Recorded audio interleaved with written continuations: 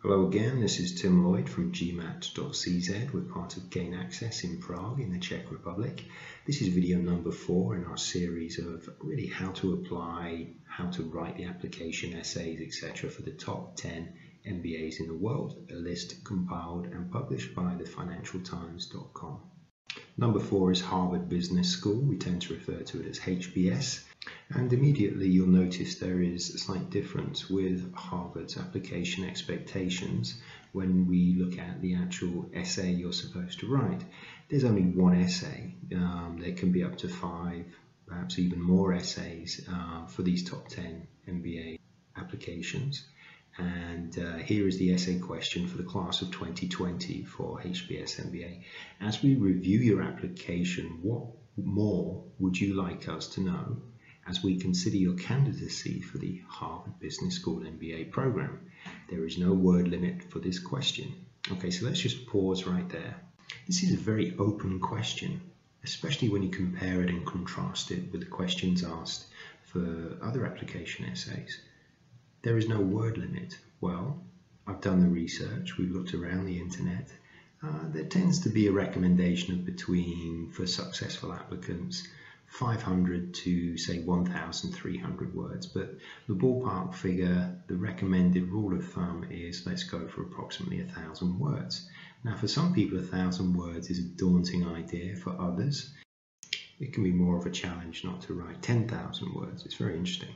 And later on in the video I will explain the final process of how to either whittle the word count down to around 1,000 or perhaps to add new ideas.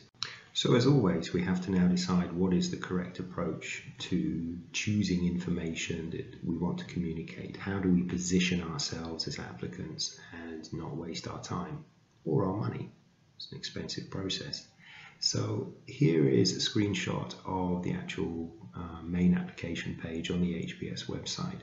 And you'll notice that before we even look at the essay in detail, the information provided will include your business resume. Okay, so obviously already a lot of achievements have been outlined in that.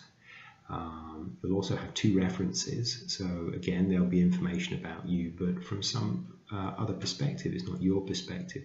And then in the transcripts, of course, the evidence of your academic achievements and certifications, etc. So we begin to see now why this question is actually quite demanding and requires a lot of honesty. They want to know your story, but from your perspective, okay? They're not interested in the classic MBA application essay question, why do you want to come to HBS? Why do you want, okay, maybe a little bit about why the MBA is important to you, but they already know how great HBS is. They know the value of the HBS MBA, so it's not your job in this case to answer a question about that. What they want is for you to showcase your personality and experiences. You can actually go to a link we'll put up, which is their promotional video. It immediately focuses us on their number 1 priority, the fact that they want to focus on a global world. They want business leaders who have the Harvard MBA to be out there changing the world, to be part of this a movement of change that creates and improves. Okay, it's a very community-focused course, and it's a community that includes incredible diversity. Okay, when we look at the statistics which are presented, how are we going to position ourselves in this type of mix where we have 37 to 42% of MBA students at Harvard are women? Okay, depending on the year, 35 to 36% are international students. 23 to 26% are US ethnic minorities. And the actual industries that the MBA students come from is equally diverse.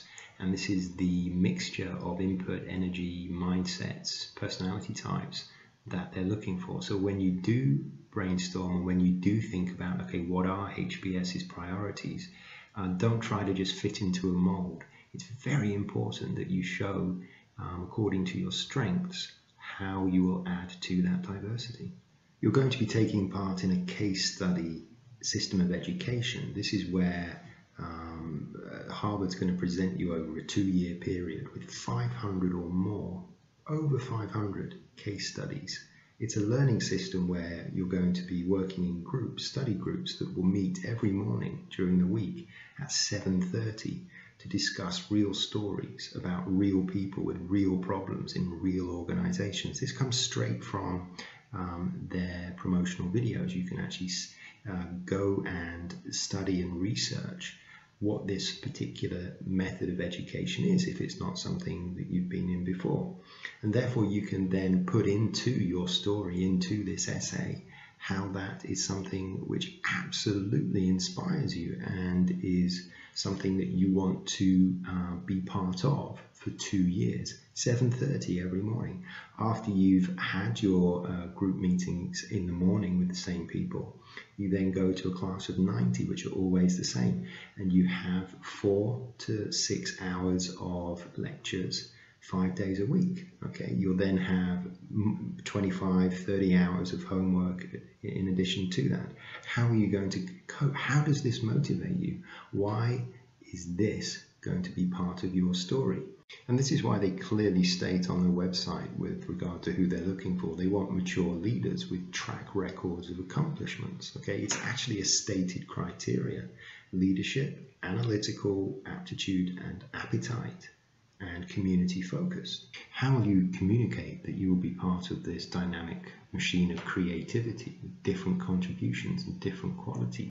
There's 70,000 plus Harvard HBS alumni around the world, and it's important that you, when you brainstorm and decide which stories you want to communicate about you, to fill in those gaps about what's not mentioned in the resume. These different people with different backgrounds, different professions, different cultures, different personalities. You're going to be getting very close to people. Okay, you're not always going to agree, but that's the whole point of this case study learning system. So a tip is absolutely to say how you can learn from your colleagues, okay, from situations you've been in, and actually what input you can give back. You want to think of situations where that's been combined with you by yourself working through creatively to come up with solutions and proposals and to learn. So before we do a walkthrough of the actual website for Harvard Business School, let's just do a main priority recap. Your job is to fill in the gaps. This is exactly what this essay is for. So consider, what does HBS want to know about you? Research, the website, promotional materials, alumni, lots of videos out there. It's a top prestigious name around the world. We all know this. Showcase your personality, describe your experiences, communicate your core values. You'll actually hear me mention this on most of the videos we do here, because this has to be something that the business schools get from you. One tip is to actually talk to people you love, respect, and who know you, respect you, and love you. Colleagues, family members, friends who know what your real core values are. Okay, on top of that, what excites you, what motivates you. Be open about what motivates and excites you. Carry your phone around with a recording app on it and think about it over a few weeks or as long as you need. It's absolutely key that you're able to think of a story of experiences, situations that you can communicate about what you're passionate about. Okay, how does that passion drive you? And the key thing in this brainstorming process is honesty and sincerity. And then before you actually press submit and send the essay, it's a very good idea to walk away, maybe come back to it the next day. You'd have done quite a few changes, you've made quite a few changes, and perhaps ask someone you really respect and trust, could be an alumni, maybe not, to actually give their feedback as well. Okay, so that's the essay dealt with. We're now going to do a walkthrough of the Harvard Business School, the HBS website. It's very well put together, and what I do like about this is how they clearly communicate who they're looking for and what the priorities are for you as an applicant and an essay writer. So it's the HBS website, hbs.com. We'll start off by looking at the admissions pages, and immediately highlighted as mentioned in the video, who are we looking for? So they clearly show you how to apply, the dates, and on the left hand side we're going to look at a couple of these drop down menus, starting off with the actual clear criteria of their goal with regard to applicants, who they're looking for. And as you see, as we click here, the 3 highlighted criteria are habit of leadership, analytical analysis and aptitude, engaged community citizenship. So you really want to read through that page carefully before you brainstorm, and while you brainstorm, come back to it. Right, class profile, as used in the video, lots of statistics for you to analyze, and hopefully you'll see a window of opportunity for where you can position yourself in your essay. Think about how you can and do and will integrate into such a mix. Application dates, yeah, there's 3 main cycles and September's coming up, so those deadlines are vital for you to put into your thought process. It's not a good idea to rush the application process, and as you can see here within the criteria, we talked in the video about the transcripts, the resume, etc. It's important that you consider the expectations from their side, from HBS's side, for each part of this. For example, TOEFL, IELTS, which one you're going to go for, GMAT, GRE, etc. They state here that there isn't a particular minimum score, shall we say, but then they indicate very clearly what you should expect to score in order to give yourself a competitive chance. And 107 on a TOEFL IBT is not easy. Okay, the maximum score is 120, so 107 requires proper preparation. So just this hurdle itself is something you need to integrate into your planning.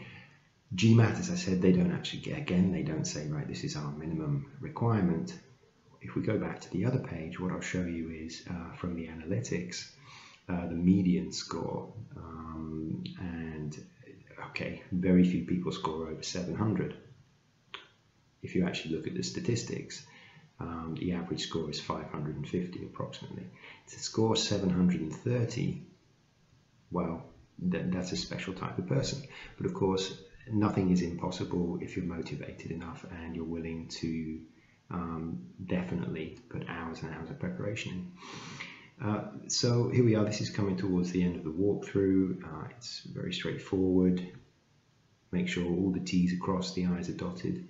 And okay, your recommendations, think clearly who you want recommending you. Your resume has to be tip top, of course, I'm sure it is. You're all business superstars. One thing about the fee, it's $250, slightly more expensive than perhaps others. So it's another motivation to get this done right the first time, as we say, measure twice, cut once. Once you've actually sent off your details and you are ready to apply, this page will come up. I'm actually already a member, and there'll be various opportunities immediately offered to you. You indicate what are you interested in, you indicate which clubs and societies will motivate you, and it's important that you actually approach this again thinking through the eyes of someone who's going to be part of study groups, etc. It's a very intensive period. You want to make sure that you clearly indicate your priorities there. Thank you very much for your time. I hope this was useful. This is Tim Lloyd from GMAT.cz. We're part of Gain Access in Prague in the Czech Republic. Next video will be for Cambridge and the Judge MBA application essay and process. Thank you. Goodbye.